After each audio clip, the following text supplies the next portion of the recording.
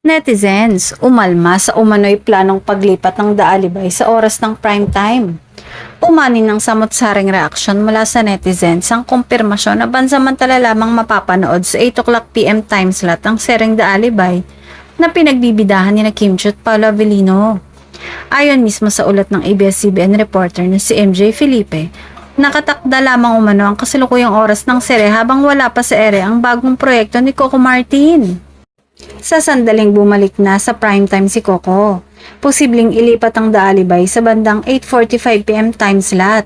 Ito ang naging dahilan kung bakit agad na naglabasan ng reaksyon ng mga netizen, lalo ng mga sumusuporta sa tambalan ng Kim Pao na umaasang mas tatagal pa ang sere sa kasalukuyang oras nito. May ilan sa social media ang nagsabing tila unfair umano ang sitwasyon para sa sere ni Kim at Paolo, lalo na kung sakaling makabuo na ito ng solid na audience sa unang mga linggo ng pag-ere.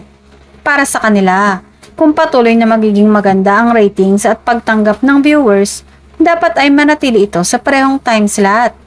Gayunpaman, may mga netizens din na naniniwalang hindi maapektuhan ang suporta ng fans kahit pa magbago ang oras ng palabas. Ayon sa ilan, kung talagang patok ang istorya at mahusay ang pagganap ng mga bida, susundan pa rin ito ng loyal viewers kahit ilipat sa ibang oras ng prime time. Patuloy na mga pinapakita ng fans ang kanilang buong suporta sa Kim Pao tandem.